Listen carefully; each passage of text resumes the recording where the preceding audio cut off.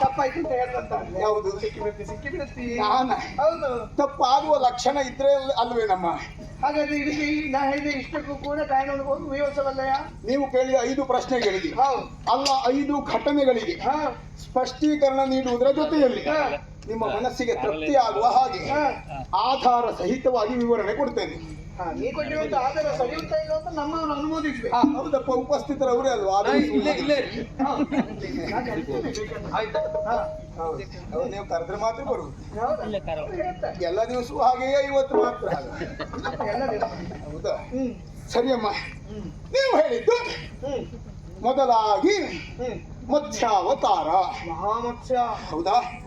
ಸೋಮಕಾಸುರ ಎನ್ನುವಂತಹ ದೈತ್ಯನನ್ನ ಕೊಲ್ಲುವುದಕ್ಕೆ ನಿಮ್ಮ ಗಂಡ ಮತ್ಸ್ಯಾವತಾರವನ್ನ ತಾಳಿ ಆ ದೈತ್ಯನನ್ನ ಒಂದ ಬಗೆ ಹೇಗೆ ಹೇಗೆ ನನ್ನ ವಿಶಾಲವಾದಂತಹ ರೆಕ್ಕೆಗಳನ್ನು ಬೀಸಿ ಸೋಮಕನನ್ನು ಕೊಂದು ವೇದೋದ್ಧರಣವನ್ನು ಮಾಡಿದವರು.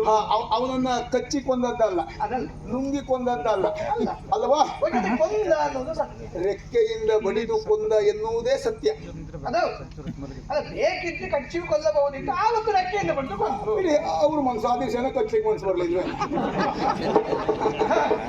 ಹಾಗಾಗಿ ರೆಕ್ಕೆಯಿಂದ ಬಡಿದು ಹೇಳುದು ಮುಖ್ಯವಿತ್ತು. ಹೇಗೆ ಕೊಂದರು ಅಂತ ಯಾಕೆ ಕೊಟ್ಟಿರುವುದೇ ಅಲ್ಲಿ ಅಮ್ಮ. ಗೊತ್ತು, ನಿಮ್ಮ ಗಂಡ ತಾಳಿದ ಮತ್ಸ್ಯಾವತಾರ ಕೇವಲ ಸೋಮಕಾಸುರನನ್ನ ವಧಿಸುವುದಕ್ಕೆ ಮಾತ್ರ ಬಿಟ್ಟು ಆಮೇಲೆ ಅವ್ರು ಮೀನಾಗಿಲ್ಲ. ಹೌದಾ? ಹೌದಲ್ವಾ? ಹಾಗಾದ್ರೆ ಮತ್ಸ್ಯಾವತಾರವನ್ನ ನಿಮ್ಮ ಗಂಡ ತಾಳಿದಾಗ ನಾನಾಗಿದ್ದೆ ಮತ್ಸ್ಯನ ರೆಕ್ಕೆ. ಬಲಿಷ್ಠವಾದ ರೆಕ್ಕೆ ಅಂದ್ರಲ್ಲ, ಅವತರಣ ಆಗಿತ್ತ. ನಾನಿಲ್ದ ಇದ್ರೆ ನಿಮ್ಮ ಗಂಡ ಅಲ್ಲೇ ಬಿದ್ಕೊಂಡಿರ್ಬೇಕಿತ್ತು. ನಾನು ರೆಕ್ಕೆ ಇದ್ದದ್ರಿಂದ ಮುಂದೆಲ್ಲ ಹೋಗಿ ಅವನನ್ನು ಹೊಡೆದುಕೊಂಡದ್ದು.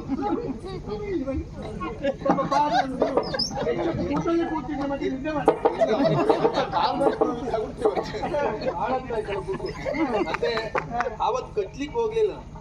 ಯಾಕೆ? ಇವನಿಗೆ ಅವಕಾಶ ಇರುವುದಿಲ್ವ? ಹಾಗಾದ್ರೆ ಇವನಿಗೆ ಅವಕಾಶ ಇದ್ದದ್ದು ಹೌದಾ? ಒಟ್ಟಿಗಿದ್ದು ಹೌದಾ? ಇವನು ಅವ ಏನ್ ಹೇಳ್ದ ಈಗ? ಅವ ನೀವು ಮತ್ಸ್ಯವಾಗಿದ್ದಾಗ ತಾನಾಗಿದ್ದೀರ ರೆಕ್ಕೆ ಅಂತ ಹೇಳಿದ. ನಾನು ಅಲ್ಲ, ನೀವು ಮತ್ಸ್ಯ, ಅವ ರೆಕ್ಕೆ ಅಂತ. ಅವನು ತಾನೇ ಅಂತ ಹೇಳಿದ್ದ. ಹೌದು, ಸರಿ. ಹೌದು, ಅವ್ರಿಗೆ ಸರಿ ಉಂಟಪ್ಪ. ಎಂತ ಸರಿ ಉಂಟು? ನಾನು ಮತ್ಸ್ಯನಾಗಿದ್ದಾಗ ಇವ ಆಗಿದ್ದ ನನ್ನ ರೆಕ್ಕೆ. ಅದಕ್ಕಾಗಿ ನಾನು ಸಮುದ್ರವನ್ನ ಹೊಕ್ಕೆ ಮುರಿಯಿತು ಧನುಜನ ಪಕ್ಕೆ. ಇವನಲ್ಲಿ ವಾದಿಸ್ಲಿಕ್ಕೆ ನಿನಗೇನು ಸೊಕ್ಕೆ?